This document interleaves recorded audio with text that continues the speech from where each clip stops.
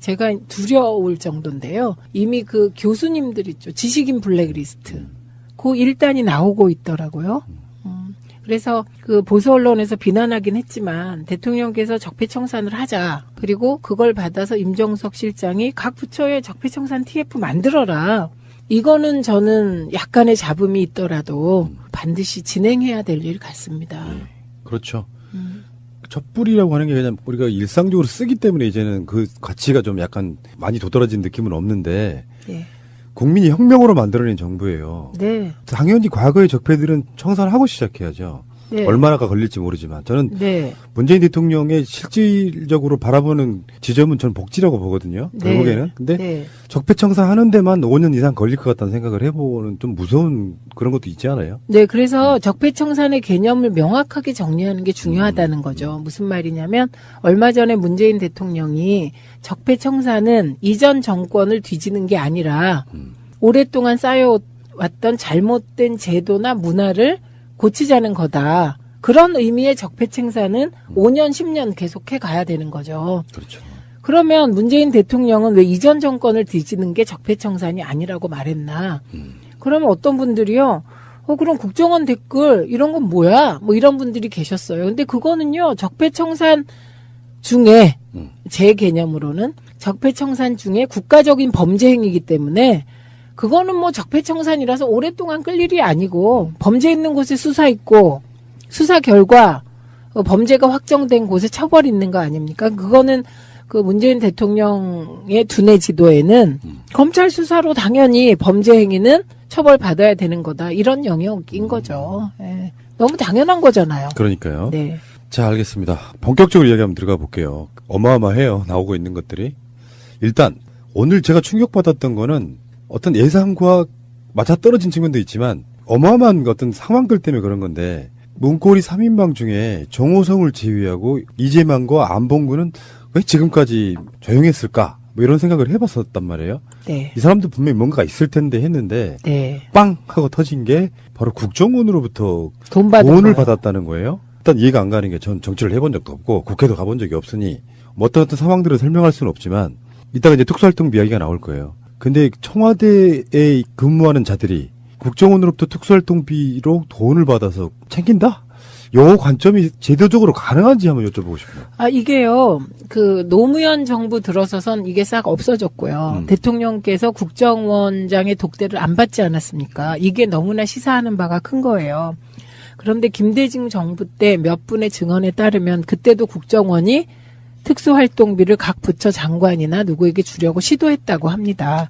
그리고 김대중 대통령께도 이제 그 특수활동비를 국정원에서 거꾸로 뭐 엽이라든지 이런 명목으로 청와대 쪽에 전달하려고 했는데 그걸 김대중 대통령께서 거절하셨다는 거 아닙니까? 그러니까 그 문화는 민주정부 이전에는 광범위하게 존재하는 거였고 그것이 국정원이 의 생존 전략이 아니었을까 싶어요. 네, 그리고 그게 다시 지금 박근혜 정권에서 부활했었다는 걸 증명해주는 사건이고요. 요게 이명박 정부에서는 어땠나 되게 궁금한 지점이죠. 왜냐하면 이명박 정부에서 이미 원세훈 국정원장 가면서 대통령에 대한 국정원의 독대, 그 이상의 친밀한 어떤 관계가 형성됐다고 보이지 않습니까? 예. 네. 푸나님, 그 이전에 저는 안봉근 이재만 이 단어를 듣는 순간 가슴이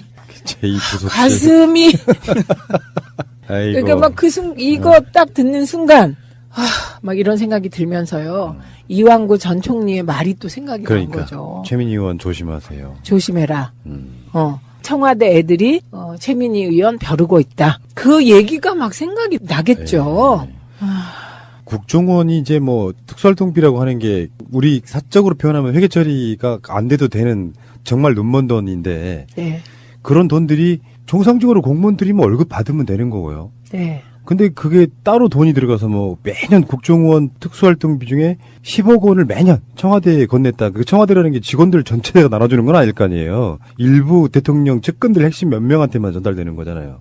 그렇게 보이죠. 네. 네. 그래서 지금 이 사건으로 남재준, 이병기, 이병호, 박근혜 정부 국정원장들하고요. 네. 조윤선 전 정무수석, 그다음에 안봉근, 이재만 청와대 비서관 이런 사람들이 전부 다 지금 압수수색 당하거나 네. 긴급 체포가 되고 이랬는데 지금 검찰이 박근혜 정부 남재준, 이병기, 이병호 전 국정원장하고 조윤선 전 정무수석하고 안봉근, 이재만 전 청와대 비서관 등의 자택 등 10여 곳을 압수수색 중이다. 요거는요.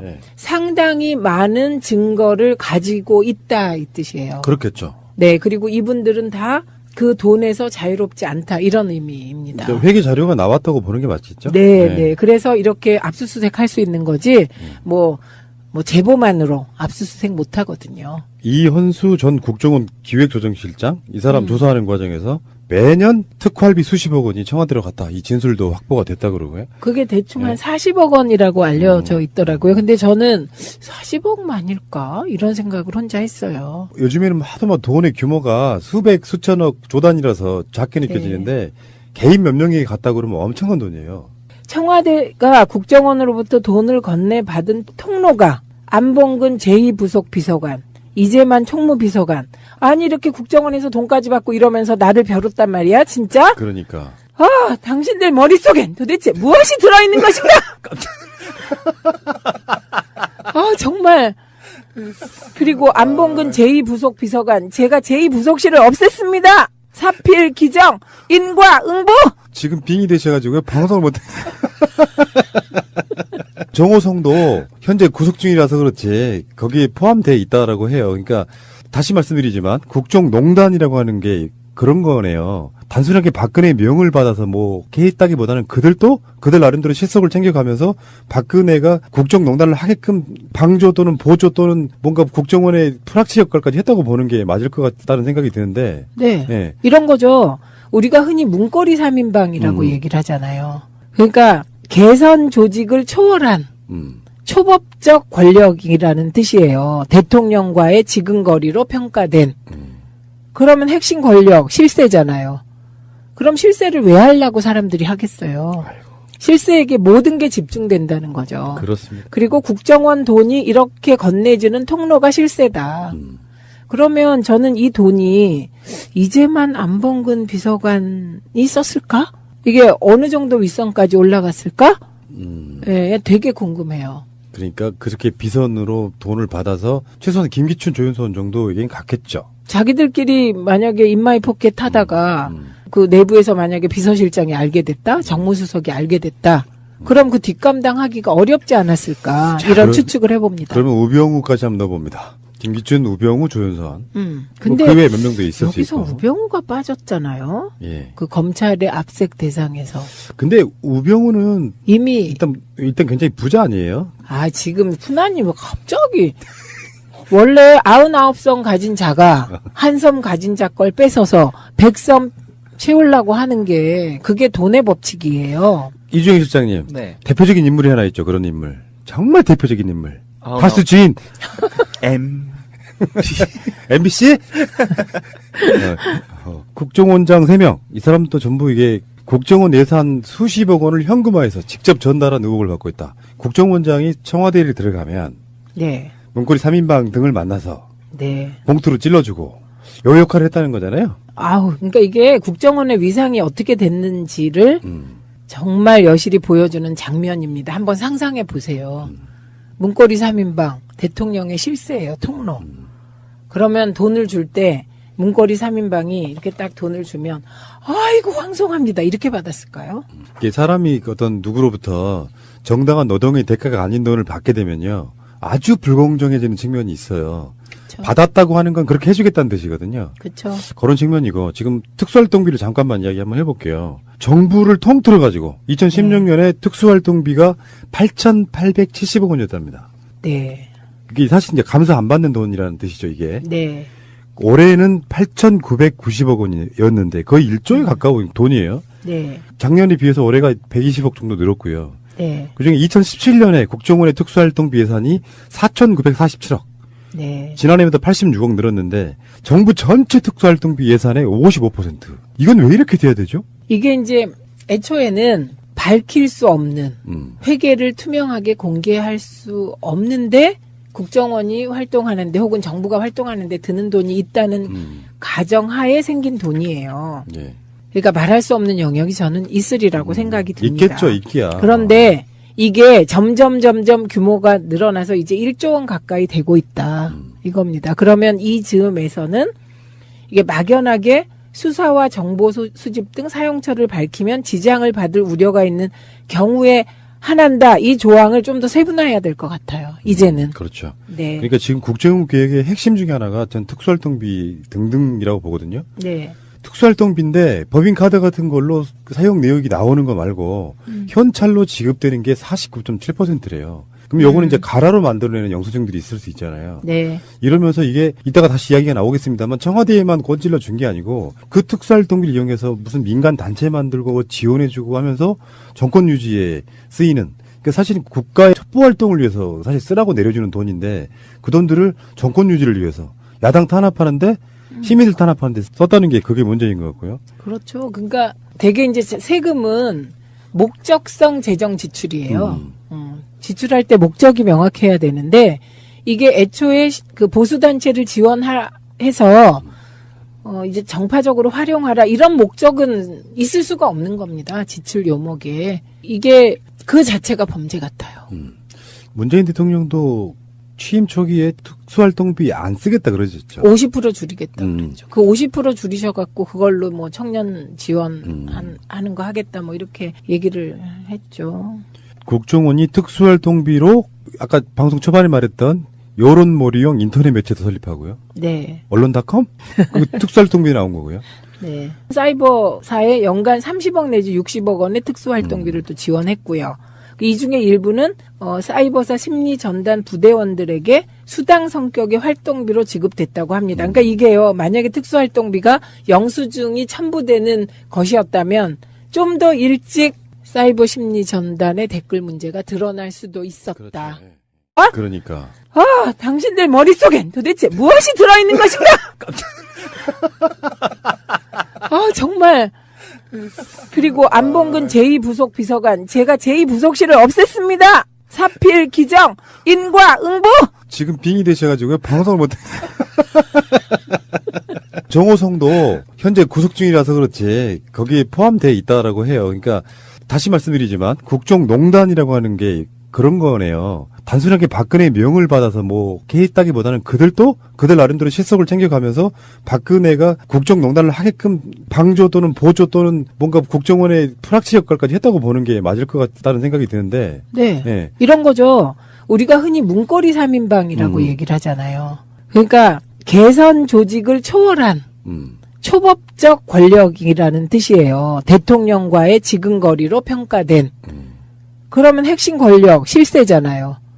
그럼 실세를 왜 하려고 사람들이 하겠어요.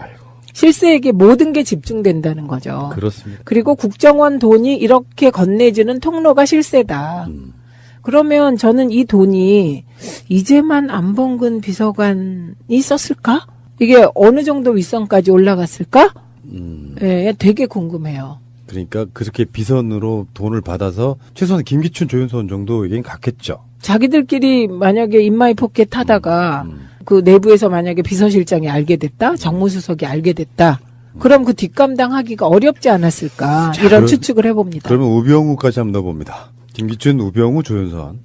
근데 그 외에 몇 명도 있을 수 여기서 있고. 우병우가 빠졌잖아요. 예. 그 검찰의 압색 대상에서. 근데 우병우는 이미 일단 굉장히 부자 아니에요? 지금 푸나님 왜 갑자기 원래 99섬 가진 자가 한 섬 가진 자 걸 뺏어서 100섬 채우려고 하는 게 그게 돈의 법칙이에요. 제가 두려울 정도인데요. 이미 그 교수님들 있죠. 지식인 블랙리스트. 그 1단이 나오고 있더라고요. 그래서 그 보수 언론에서 비난하긴 했지만 대통령께서 적폐청산을 하자. 그리고 그걸 받아서 임종석 실장이 각 부처에 적폐청산 TF 만들어라. 이거는 저는 약간의 잡음이 있더라도 반드시 진행해야 될 일 같습니다. 그렇죠. 촛불이라고 하는 게 그냥 우리가 일상적으로 쓰기 때문에 이제는 그 가치가 좀 약간 많이 도드라진 느낌은 없는데 예. 국민이 혁명으로 만들어낸 정부예요. 네. 당연히 과거의 적폐들은 청산하고 시작해야죠. 네. 얼마나가 걸릴지 모르지만 저는 네. 문재인 대통령의 실질적으로 바라보는 지점은 저는 복지라고 보거든요. 네. 결국에는. 근데 네. 적폐청산 하는 데만 5년 이상 걸릴 것 같다는 생각을 해보는 좀 무서운 그런 것도 있지 않아요? 네, 그래서 적폐청산의 개념을 명확하게 정리하는 게 중요하다는 거죠. 무슨 말이냐면 얼마 전에 문재인 대통령이 적폐청산은 이전 정권을 뒤지는 게 아니라 오랫동안 쌓여왔던 잘못된 제도나 문화를 고치자는 거다. 그런 의미의 적폐청산은 5년, 10년 계속해 가야 되는 거죠. 그렇죠. 그러면 문재인 대통령은 왜 이전 정권을 뒤지는 게 적폐청산이 아니라고 말했나? 그러면 어떤 분들이요, 그럼 국정원 댓글 이런 건 뭐야? 뭐 이런 분들이 계셨어요. 근데 그거는요, 적폐청산 중에 제 개념으로는 적폐청산 중에 국가적인 범죄 행위이기 때문에 그거는 뭐 적폐청산이라서 오랫동안 끌 일이 아니고 범죄 있는 곳에 수사 있고 수사 결과 범죄가 확정된 곳에 처벌 있는 거 아닙니까? 그거는 그 문재인 대통령의 두뇌 지도에는 검찰 수사로 당연히 범죄 행위는 처벌받아야 되는 거다. 이런 영역인 거죠. 예. 너무 당연한 거잖아요. 그러니까요. 네. 자, 알겠습니다. 본격적으로 이야기 한번 들어가 볼게요. 어마어마해요. 나오고 있는 것들이.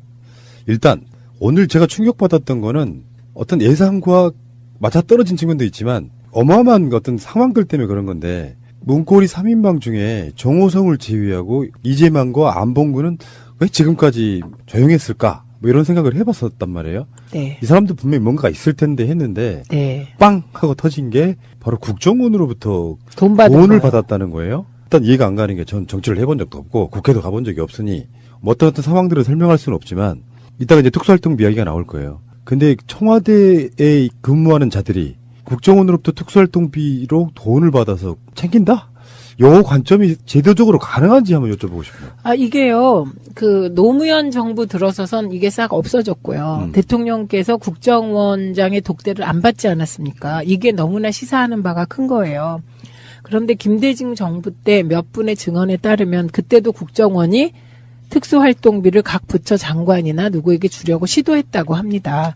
그리고 김대중 대통령께도 이제 그 특수활동비를 국정원에서 거꾸로 뭐 엽이라든지 이런 명목으로 청와대 쪽에 전달하려고 했는데 그걸 김대중 대통령께서 거절하셨다는 거 아닙니까? 그러니까 그 문화는 민주정부 이전에는 광범위하게 존재하는 거였고 그것이 국정원이 의 생존 전략이 아니었을까 싶어요. 네, 그리고 그게 다시 지금 박근혜 정권에서 부활했었다는 걸 증명해주는 사건이고요.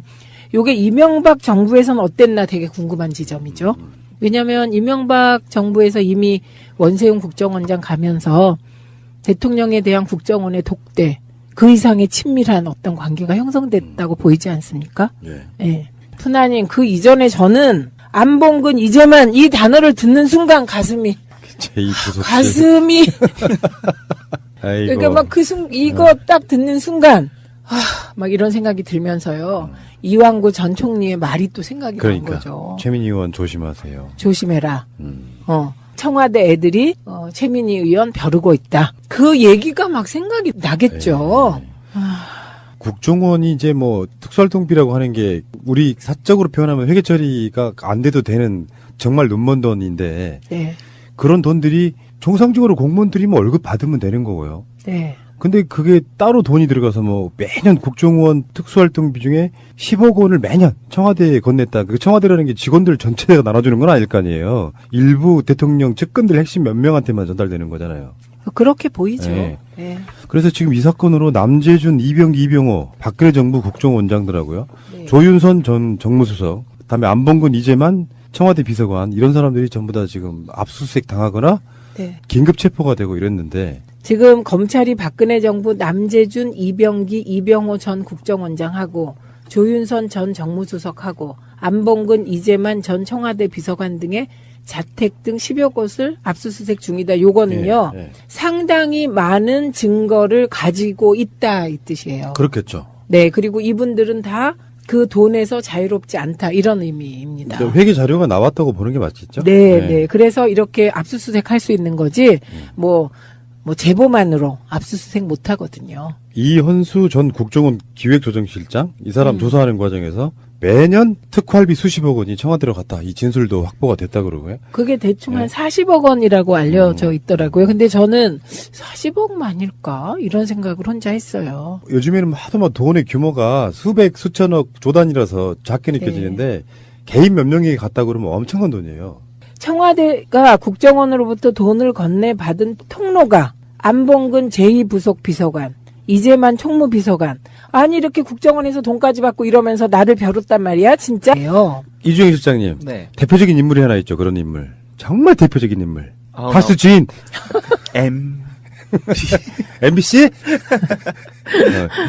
국정원장 3명. 이 사람도 전부 이게 국정원 예산 수십억 원을 현금화해서 직접 전달한 의혹을 받고 있다. 국정원장이 청와대에 들어가면 네. 문고리 3인방 등을 만나서 네. 봉투로 찔러주고 요 역할을 했다는 거잖아요. 아우, 그러니까 이게 국정원의 위상이 어떻게 됐는지를 정말 여실히 보여주는 장면입니다. 한번 상상해 보세요. 문고리 3인방, 대통령의 실세예요, 통로. 그러면 돈을 줄 때 문고리 3인방이 이렇게 딱 돈을 주면 아이고 황송합니다. 이렇게 받았을까요? 이게 사람이 어떤 누구로부터 정당한 노동의 대가가 아닌 돈을 받게 되면요. 아주 불공정해지는 측면이 있어요.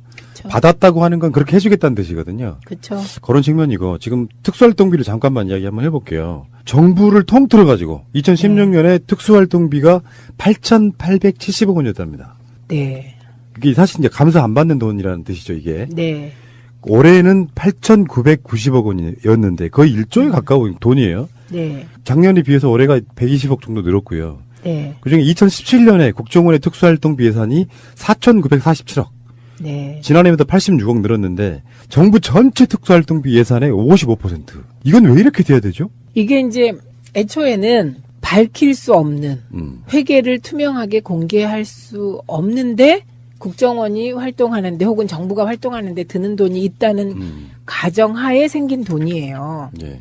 그러니까 말할 수 없는 영역이 저는 있으리라고 생각이 듭니다. 있겠죠, 있기야. 그런데 이게 점점 규모가 늘어나서 이제 1조 원 가까이 되고 있다. 이겁니다. 그러면 이 즈음에서는 이게 막연하게 수사와 정보 수집 등 사용처를 밝히면 지장을 받을 우려가 있는